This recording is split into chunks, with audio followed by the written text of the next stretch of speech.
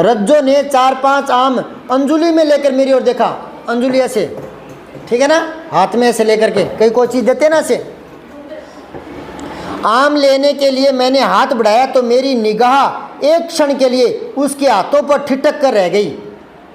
जैसे ही वो रज्जो आम दे रही थी, लेखक आम लेने लगा तो उसकी कलाई देखी लड़की की, तो वो ठिठक गया, मतलब झिझक गया, एकदम से रुक गया, हक्का बक्का रह गया। ठिठकना, हक्का बक्का रहना, झिझक जाना, ये 3 शब्द हैं। समझ आई बात है?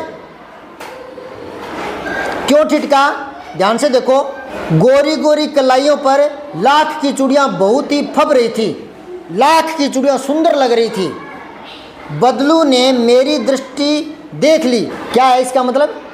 कह रहा है, लेखक कह रहा है कि बदलू ने, बदलू काका ने मेरी दृष्टि देख ली। मतलब बदलू ने देखा कि लेखक रज्जो की कलाई की ओर देख रहा है, तो उसकी दृष्टि देख ली कि इसका ध्यान इधर है। समझ गए क्या?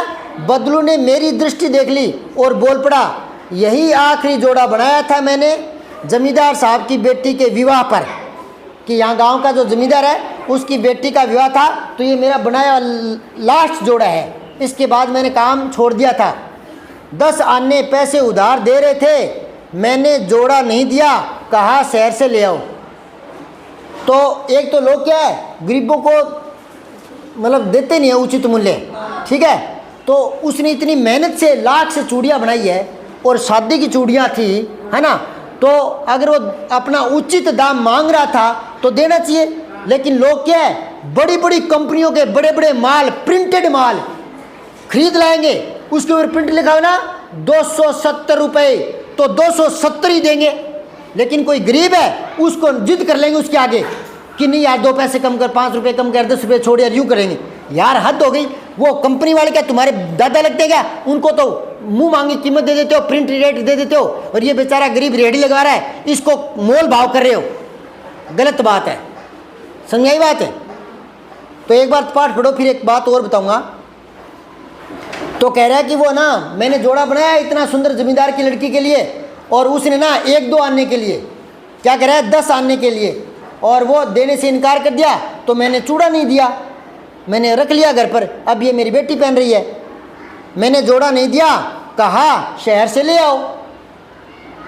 पर शहर में ज़्यादा पैसे दे के ले आएंगे, पर वो जो गांव का है, पड़ोसी है, उसको लाभ नहीं पहुंचाना। शहर के बड़े बड़े मॉल में पैसे दे आएंगे, जो पास में कोई कारीगर है, कोई मजदूर है, कोई काम धंधा करने वाला है, छोटा लघु उद्योग जो जिसको चला रहा है, उसको लाभ नहीं देंगे। अरे सोचना चाहिए, उसको लाभ दो। कंपनी वाले क्या लगते हैं तुम्हारे? वो पड़ोसी है, रात बिरात काम आएगा, सुख दुख में काम आएगा, पड़ोसी है, कोई और काम आएगा, उसको 2 पैसे का लाभ दो। समझ आ रही मैं क्या कह रहा हूँ? और वो कंपनी वाले आएंगे क्या? अपने पड़ोस में कोई गरीब रह रहा है, कोई काम कर रहा है, मान लो मटके बना रहा है ना, हम उससे मटका लाएंगे तो उसको मोल भाव करके कम से कम देने की सोचेंगे, और मोल में प्रिंटेड रेट दे आएंगे। क्यों भाई? उसको उचित दाम दो, है ना, उचित दाम दो, उसको कम मत कराओ। उचित से कम क्यों करवा रहे हो? हाँ, नाजायज अलग बात है, पर उचित से तो कम मत करवाओ। तो वो एक तो एहसान मानेगा, एक अपनत्व बना रहेगा, एक अच्छे पड़ोसी बने रहेंगे। और आप बाहर गए हो और आपके घर में खटखट की आवाज़ आएगी रात को, तो वो खड़ा होकर आवाज़ रहे, कौन है भाई रे, तो पड़ोसी काम आएगा। समझ आ रही बात है? गरीबों को लाभ पहुंचाओ, कंपनियों वालों को नहीं।